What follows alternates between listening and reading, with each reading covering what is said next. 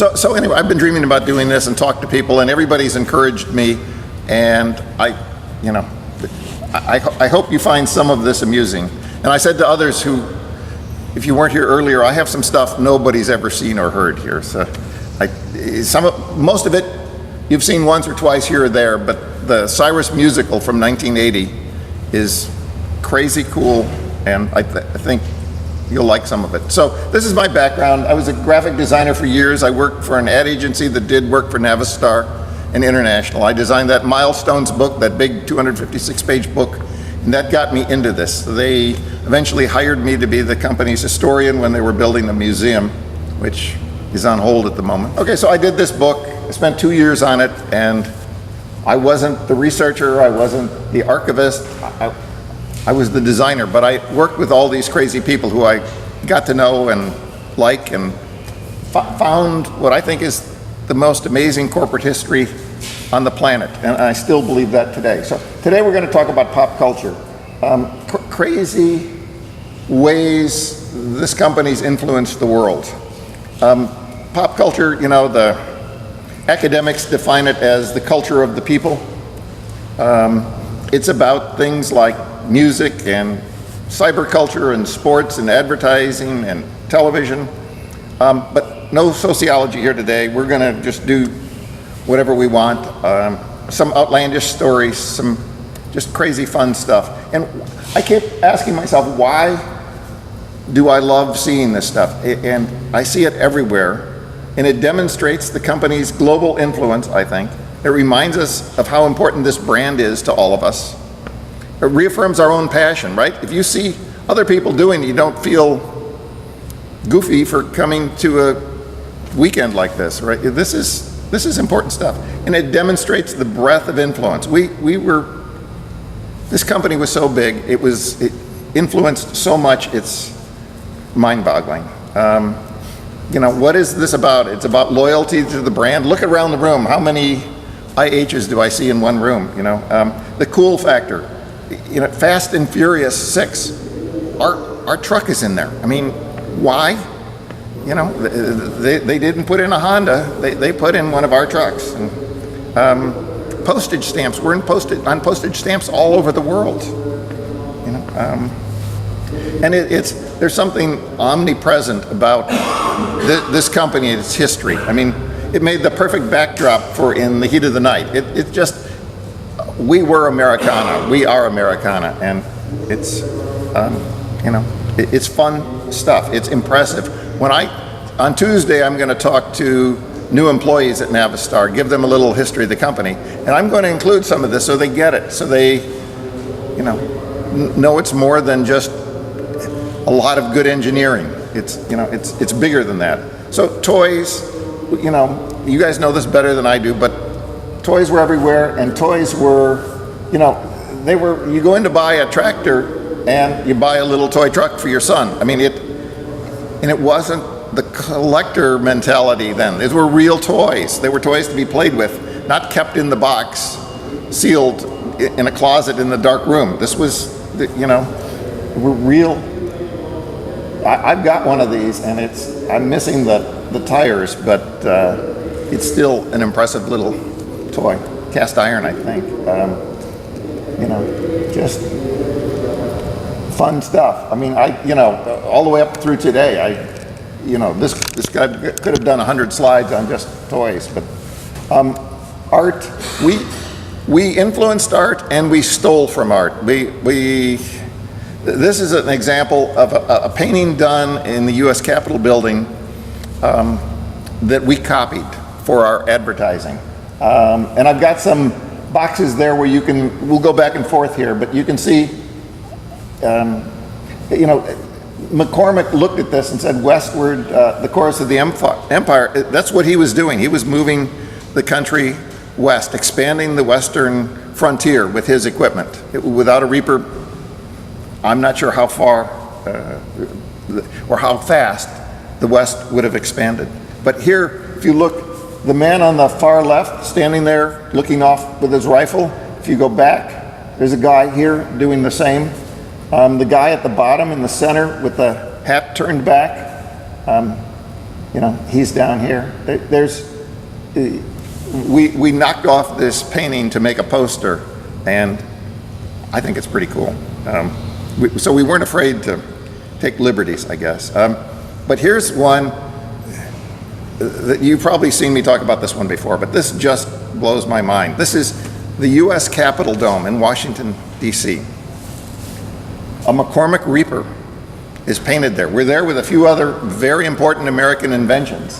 That's in the center there, that's Ceres, the goddess of grain, Ceres like cereal, and she's sitting on a McCormick Reaper. And it isn't me guessing that that's a McCormick Reaper. It's documented that this is a McCormick Reaper. When we talk about books and bestsellers, they're just everywhere. So that same fresco, that same painting on the U.S. Capitol building appears in Dan Brown's book, The Lost Symbol. That's one of the lost symbols.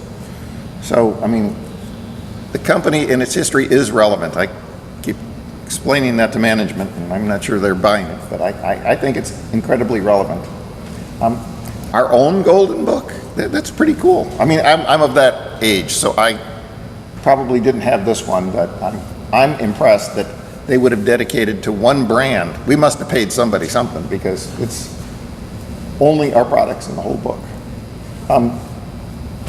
Billy is here today. I saw him yesterday, but I love what he does, introducing kids to the real tractors. Now this may be a stretch, but I find it crazy interesting. Harold McCormick was a son of Cyrus. He was the playboy of the family. He worked harder at spending his money than, while the others were making it, he was spending it. He had Frank Lloyd Wright design him a home in Lake Forest, just north of Chicago, on the lakefront, and he rejected Frank Lloyd Wright's design. Now, I just can't fathom that, but it wasn't his style. He also invested in people designing airplanes. William Roomy designed this umbrella plane, and it was Harold McCormick that financed it all. Harold actually bought the Aero Club. He bought a big plot of land in Cicero, which was open fields at the time. Now Cicero's a suburb, but a near-in suburb. But and he invested in this guy's plane too, which I don't know. Neither of them looked to me like they could possibly work. But this was that era, and he had the money, and everybody loved him, and so he did crazy things. Okay, I mentioned Cyrus the musical. This was written in 1980 for the 150th anniversary. It's a Broadway-style production, song and dance numbers, tells the story of Cyrus. This was to tour the world, to go, probably 60 cities around the world. They'd rent a theater and stay for one night to 20 nights. I've got a whole itinerary. I've got all the paperwork from this. The budget, $3 million in 1980 dollars. So count that up today. Now, it was canceled. You know what happened in the 80s. I mean, but it got very close to being done. And what I have here that I'm going to play bits of for you I think it's as far as it got. I think it's run-throughs for management. So they were reading parts of the script and singing. I don't think they ever got to choreography and costumes, but it's a story of Cyrus, and really the whole plot evolves around after the Chicago fire, whether he would rebuild or not. And it's his wife Nettie who convinced him to rebuild. This first number I'm going to play takes place right after Cyrus's father died.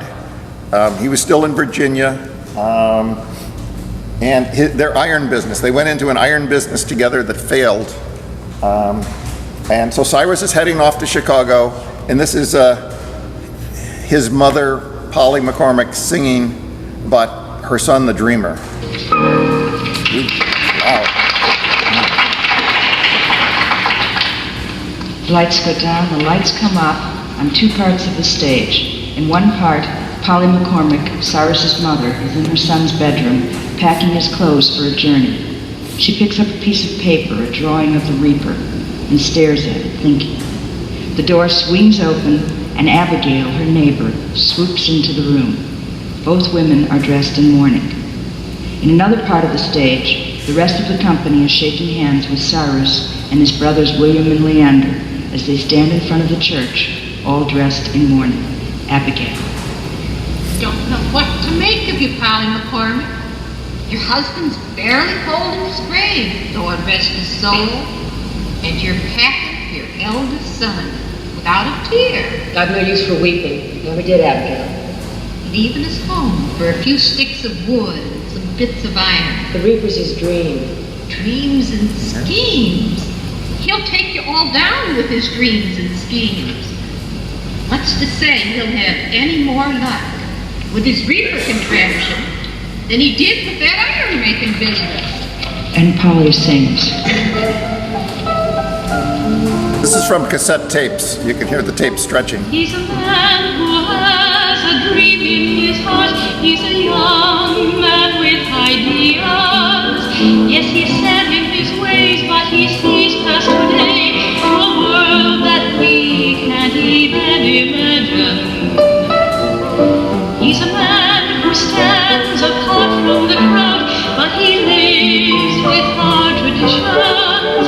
While he walks off alone, he still carries his home to a world that we can see. Abigail responds.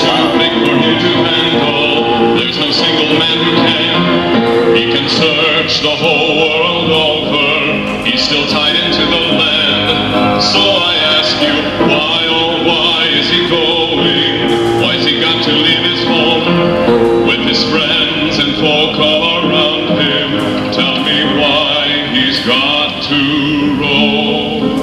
The lights come down on Abigail and Polly and up full on the three brothers, Cyrus, William, and Leander, now alone in front of the church. William. You'll send for us as soon as you can, won't you, Cyrus? Just like I told you, William. When I get to Chicago, 500 orders in my hand, I'll send for you and Leander. We'll build the factory and we'll be shipping reapers for next year's harvest. Just like I planned. Yeah, just like he planned to make us rich in the iron business. Right, brother? I won't fail this time, Leander. I won't make the same mistake twice. I promised our father and I won't fail. The lights go down to the church scene and up on Polly. That his schemes will go awry.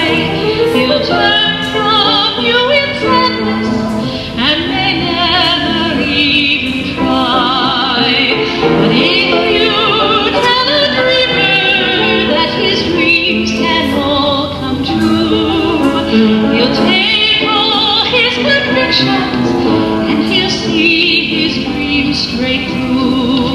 Lights down on Polly and up on Cyrus, Leander, and William. Cyrus is dressed for a journey, suitcase in hand. You'll hear from me in 3 months. 3 months? You've got to get orders.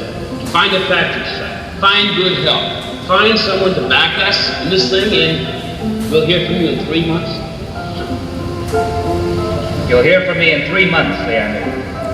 We'll be waiting, Cyrus. And lights up on Polly.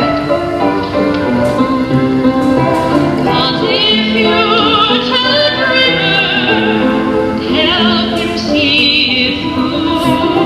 Someday you and the dreamer will create a world anew. We'll create a world anew.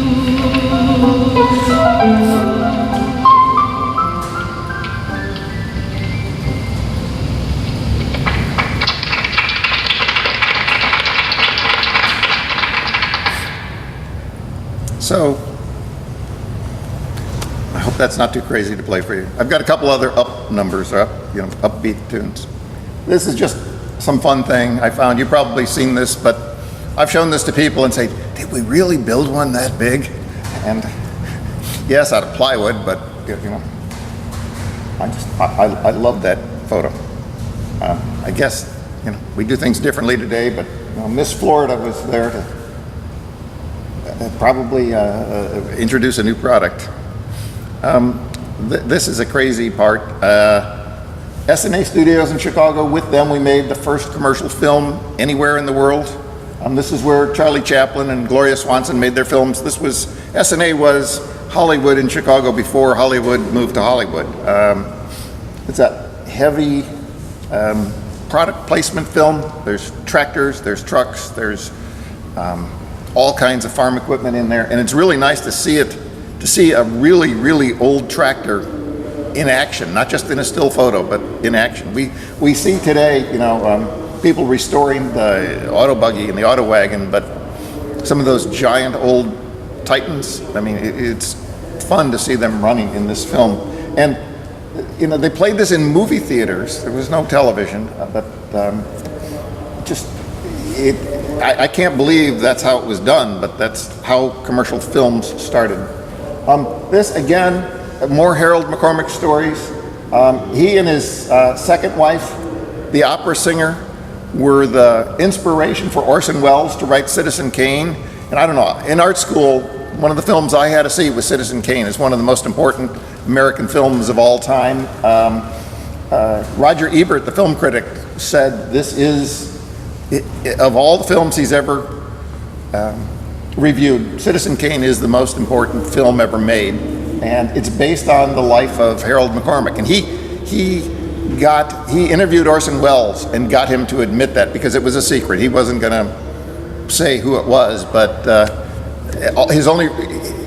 Roger Ebert asked him in, he said, yes, the McCormicks, but no more than that. But I think it's pretty cool. We were the king of all industrial films. We made more than anybody in the world. But once in a while, somebody famous ended up being part of it. I don't know if you know Robert Altman, who directed MASH, some of Bonanza. He made dozens of films, directed dozens of television shows, but he did a film for International Harvester called Honeymoon for Harriet. And the story was this young couple got married and they were saving up for a honeymoon, and instead the guy would buy a new tractor, or he would buy another new piece of a farm. They saved up all this money, and so it comes down to Harriet wins some contest, and her choice is a week vacation in some exotic setting, or International Harvester freezer and refrigerator and air conditioner, and she picks the International Harvester stuff. So it's a funny little film. What? Yeah, thank you. An exotic location. Yeah, thank you. You know it better than I do. And the funny part of this story is that Robert Altman 3 years later married the actress that played Harriet in this film. So it was his honeymoon, if you will. Here in the heat of the night, I didn't understand this at first, but it was filmed in Sparta, Illinois, to represent Sparta, Mississippi. So I didn't know, but cool. That's why International Harvester? Because we were Americana. We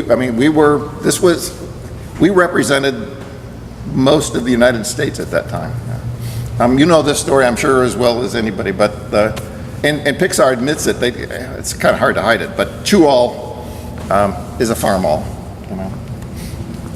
Real Steel, you know this story too, I guess. But I found this new photo. That's our Sightliner rebuilt.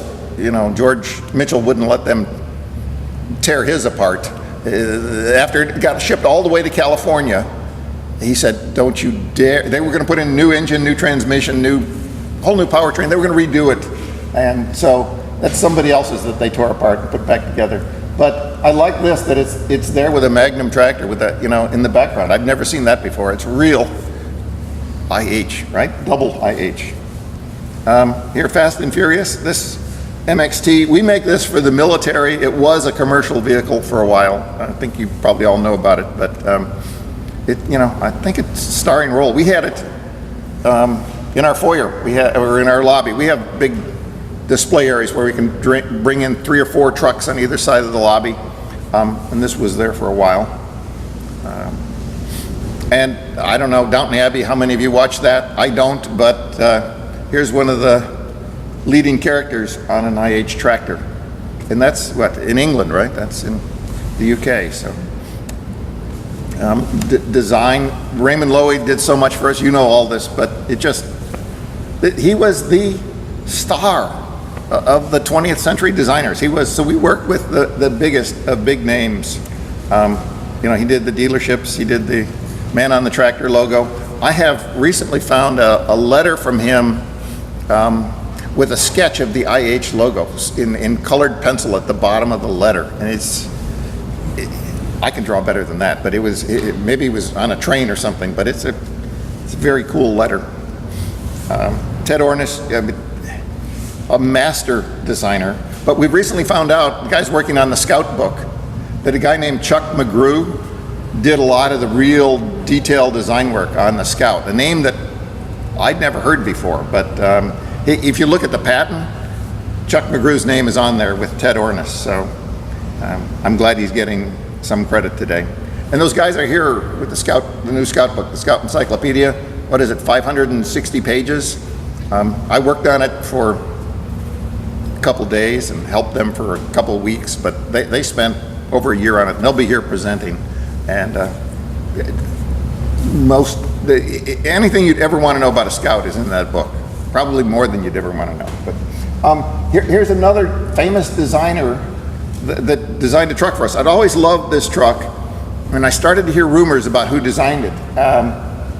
And this guy, Larry Shinoda, he designed, he designed one of the most famous Mustangs of all time, and he designed the early Corvettes. So we were working with the best of the best, I think. And today our guys do all kinds of crazy, I worked in this department, this is done before I got there, but when they open up an assignment, it's very often really open. I mean, and they take a whole collection of sketches and narrow it down and narrow it down and narrow it down to something we actually build. But are you going to talk about the big wall view? I wasn't going to, but I could.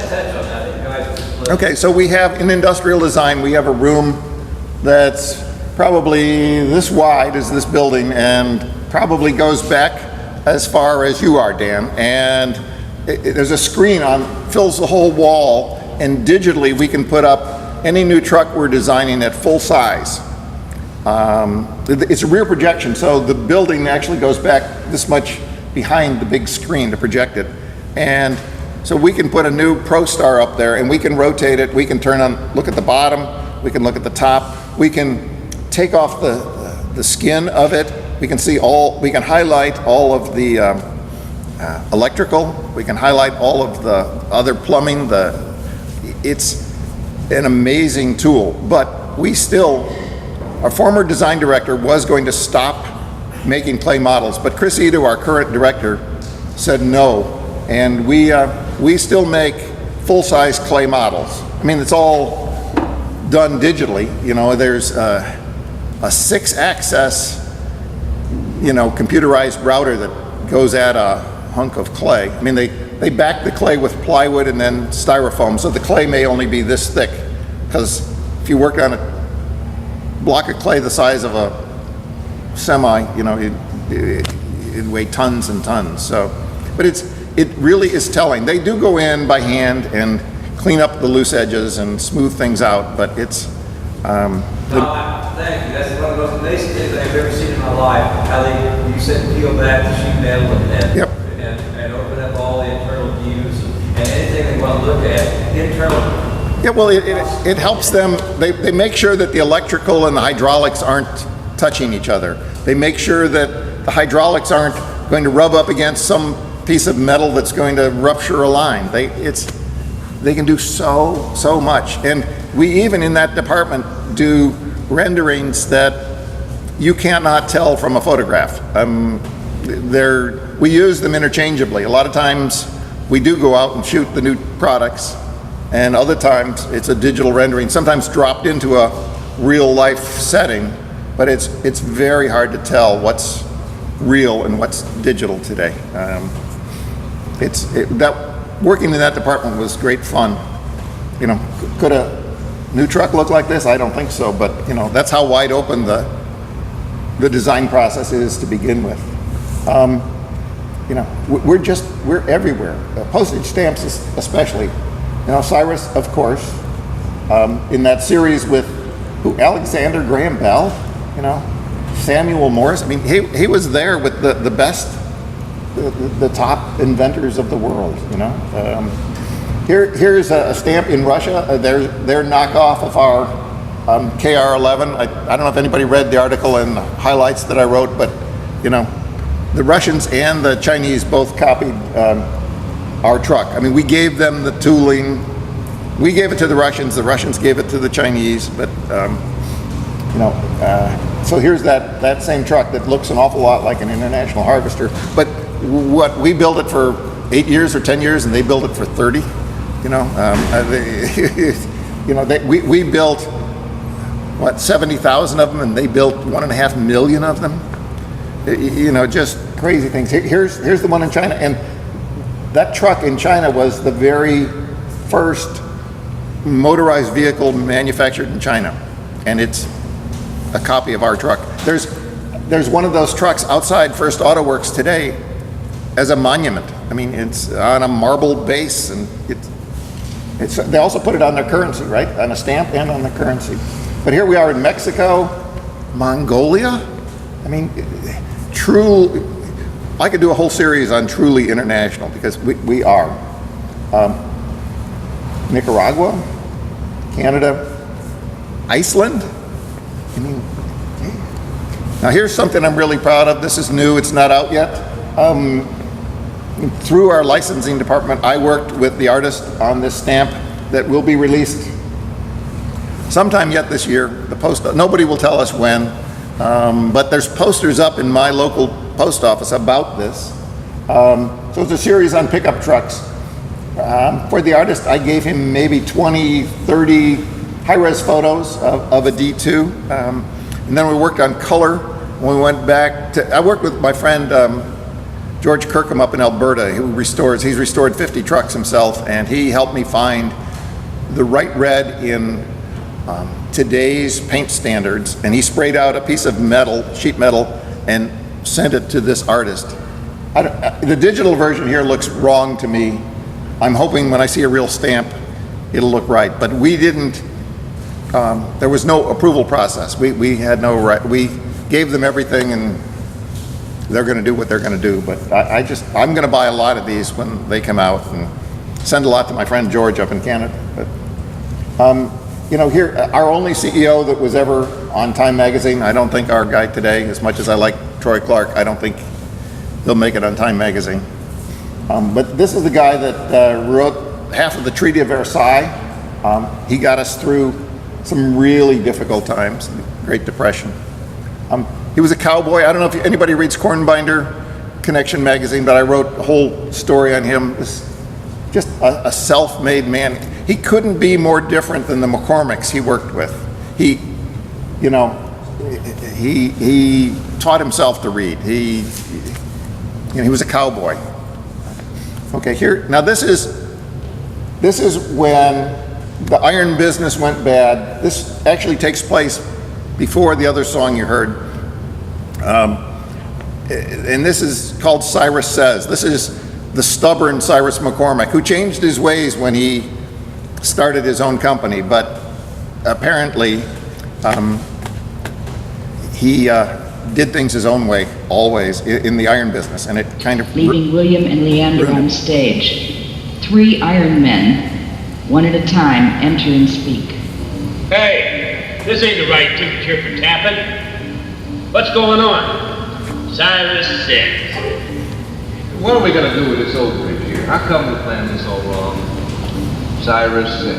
Oh, the price of oranges dropped through the floor and we didn't lower our prices. What? Cyrus says. Cyrus don't seem to know nothing about running this place. Don't matter.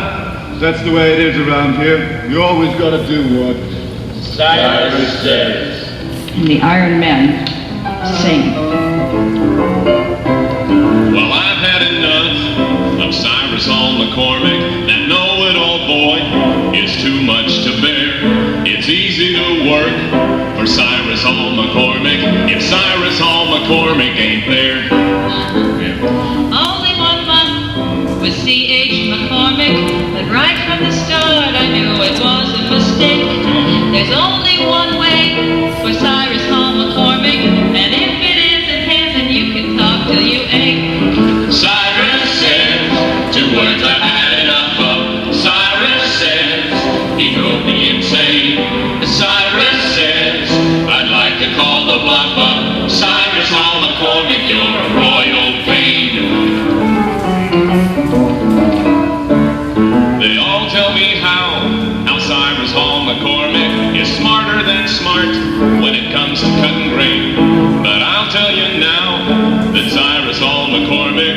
Take that iron business, run it right down the drain. Cyrus says, two words I've had enough of. Cyrus says, sitting on his high horse. Cyrus says, we'd like to call the bluff of Cyrus on McCormick, of course. And Colonel Dan enters. Hey there, Colonel. What brings you up this way today? And how's your partner, Mr. Cyrus Holmes? Don't ask me, boys, because I'm here to join the chorus. And Dan sings. I just said goodbye to Cyrus on McCormick. He's gruff and he's grim. I tell you, boys, there's no hope. There's only one way for Cyrus on McCormick. The Lord could come arisen with a plan of us a pizzin'. But if it isn't him, and the Lord could talk till he's booed, and if it's still not get through to him, Cyrus would just look him right in the eye and say, With all due respect, you ought to do it my way. Cyrus says, we all have had enough of. Cyrus says, we're just simple folk. Cyrus says, we're gonna call the bluff of Cyrus on McCormick as we watch him go broke.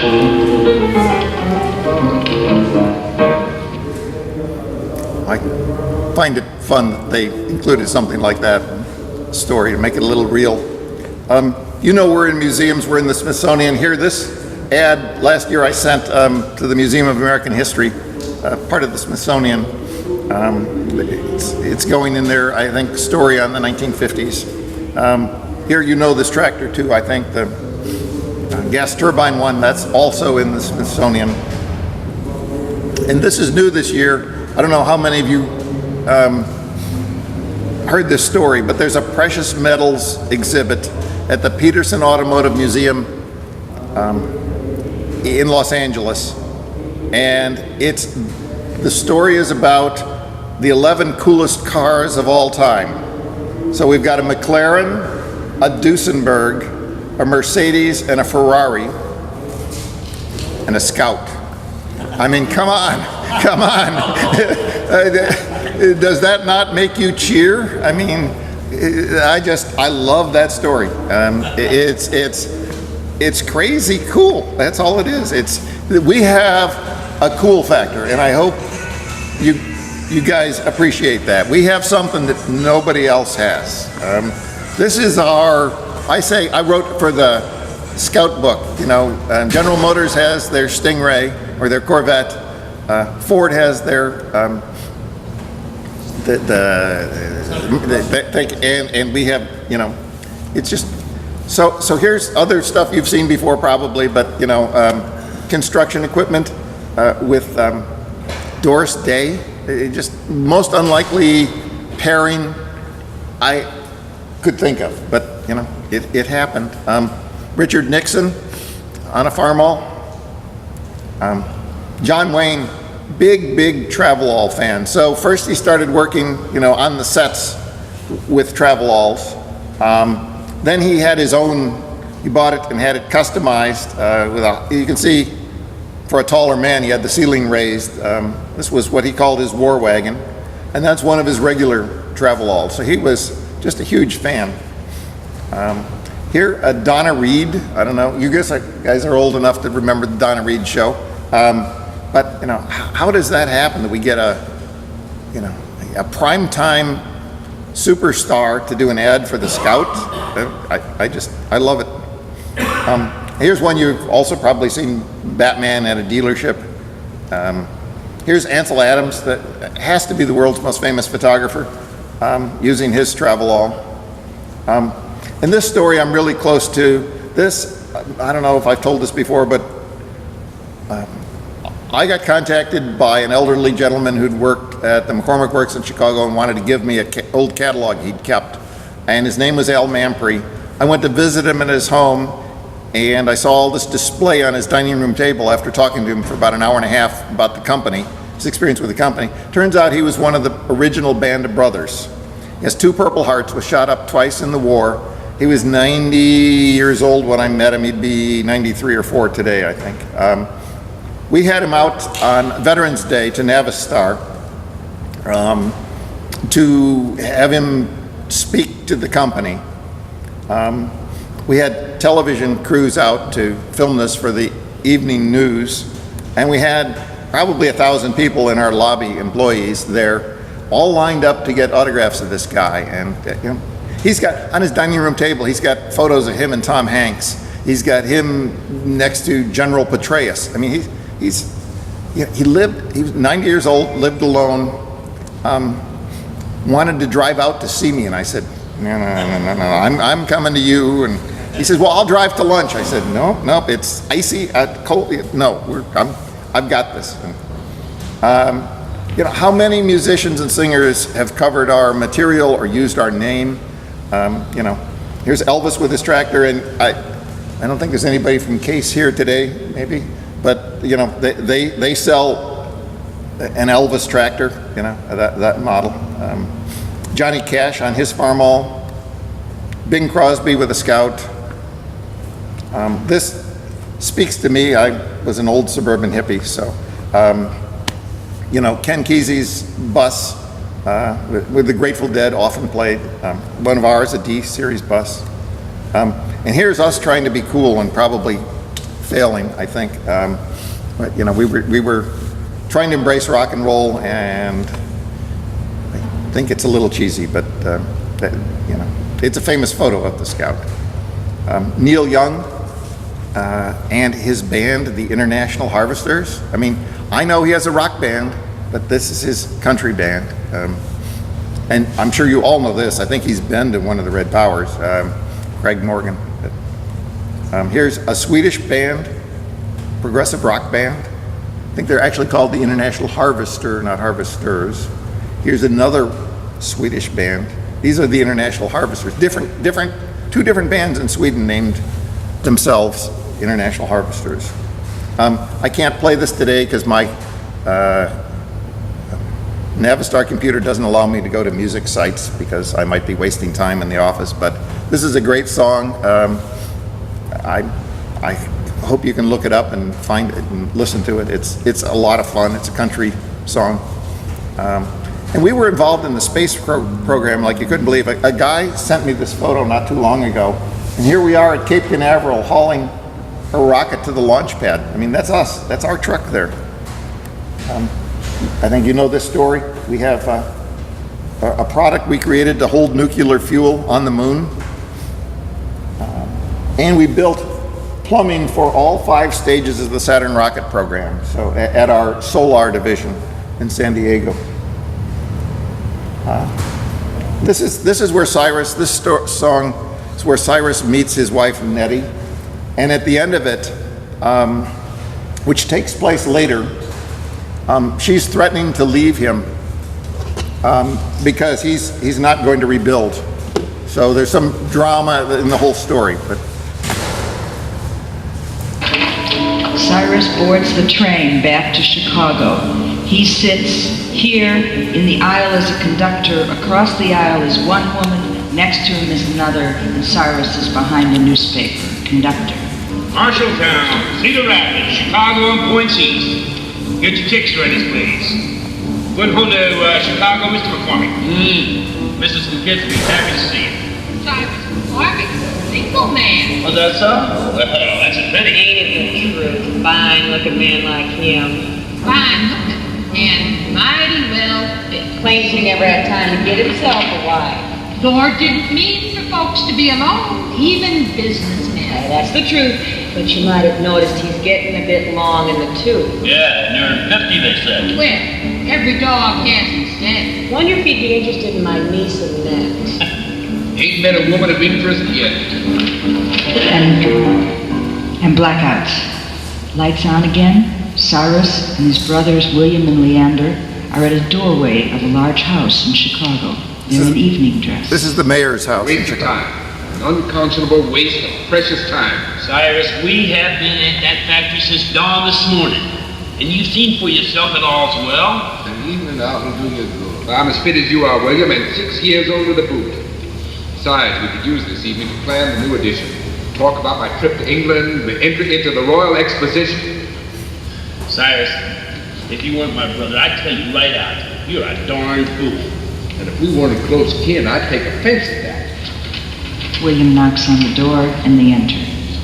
Come on, brother. we'll stay till supper and we'll look at your plans afterwards. The scene shifts, and we're inside at a ballroom, just as the dance is ending. Nettie is across the room, and she curtsies to her partner. Thank you, Miss Fowler. Sure, do brighten up this frontier town. Why, Mr. Oliver, Chicago is much more than a frontier town. There's a feeling here of growing and doing that takes my breath away. But compared to out east where you grew up, This is going to be a great city, Mr. Ogden.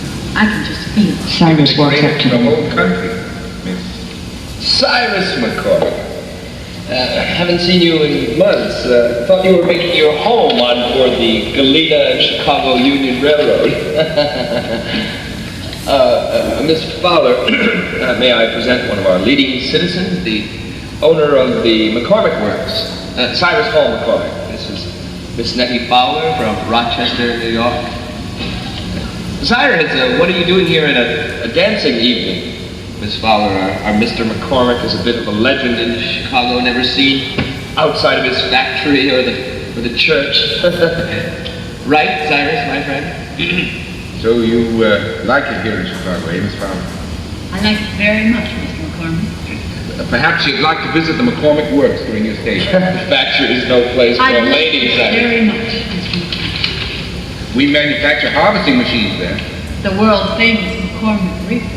Can I get you some punch, Miss And Fowler? you are the inventor, are you not? Well, you seem to know something of my business. Oh, business? Why, I think making something important is more than a business. The reaper has to do with food and people and living. It seems like each time Mr. Greeley writes about the West, he mentions your reaper and the railroads and the manifest destiny of the nation all in one breath. Horace Greeley is an extravagant man, but a good friend nonetheless. And here in Chicago, you are held out as an example to young men of ambition. Be like Mr. McCormick, son. It's a phrase I've heard more than once. Would not surprise me if those same careful parents didn't advise those same young men to... Oh. Did I ruin it? find a woman like Nettie Fowler. Yeah, since your arrival here, the wit and beauty of Nettie Fowler is a subject of much discussion. Now, I would accuse the author of extravagance. Shall we dance, Miss Fowler? Thank you, Mr. McCormick. And Cyrus sings.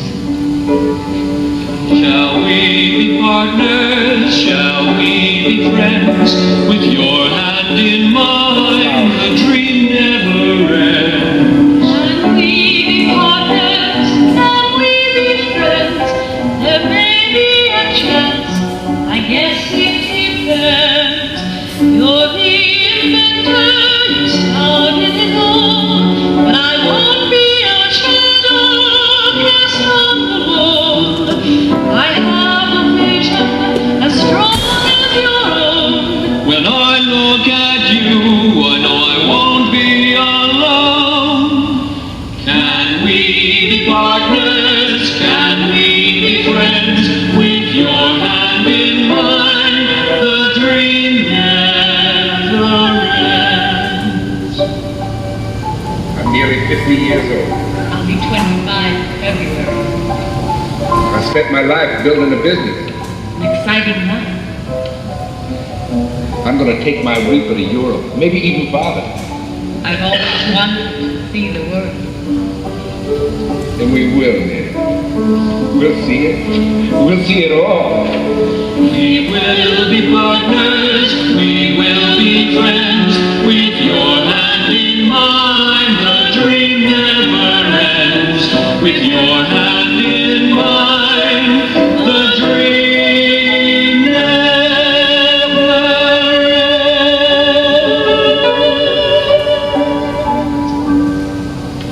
ends. I'm going to cut out the drama part at the end because I'm running out of time here, but you know, here food trucks, especially in Chicago, are a really big thing.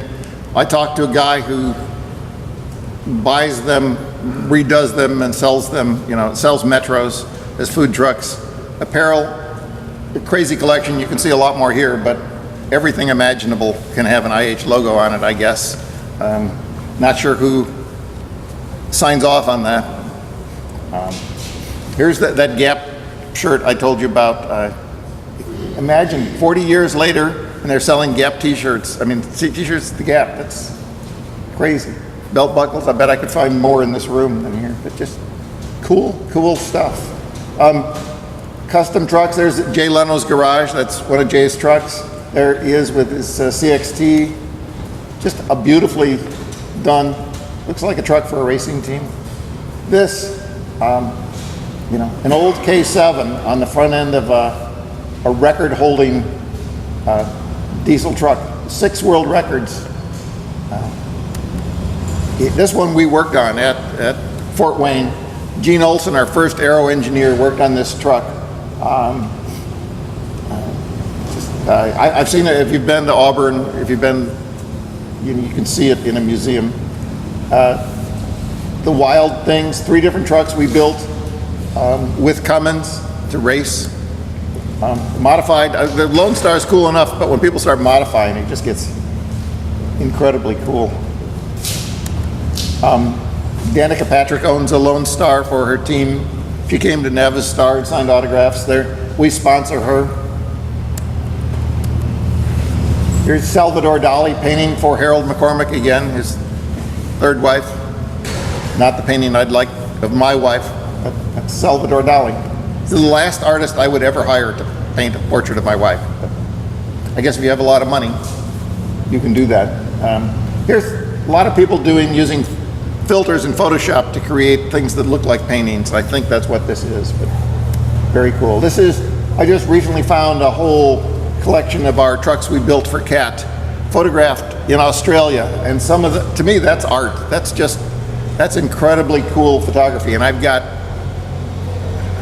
dozens and dozens and dozens of different settings of these trucks. This is something we did when I was at the ad agency. We did a whole ad campaign we called internally Reflections. We took a photograph, we made it look like it was reflected on a piece of chrome on a bumper. We put in bolts and stuff, and I think it's pretty cool. This is a photo we bought from a guy who shot this at the Panama Canal. One of the most stunning photographs I think we've ever had in our collection. And there's our work star as the center of it all. The chicken buses of Guatemala, you guys know about these? They take our old buses get shipped to Guatemala, they redo them, they paint them, and they put chrome on them, and they take parts of our trucks. Trust me, none of our buses look this cool, but that's a work star bus. Here's a Lone Star bus, a 3800. Here's what is that, Durastar grill, an S-Series. I just love these. Pull tractors, tractor pull tractors. Just, you know more about this than I do, but I love every one of them I see. Hot rods, I'll go through this real quickly because I think I'm out of time. I worked on this one with these guys on the television show that redid this. An unlikely starting point for a hot rod, but very cool. This is the one I would have. Of all these, if I could have a Scout, that's what my Scout would look like. This one I can't believe, but I've got one last one in here for you guys. Some of you have seen this before, but a Farmall T-bucket hot rod. I mean, that's our cool factor, guys. We still have it. I'm glad you're keeping it alive, but so thank you. This is an unlikely topic, but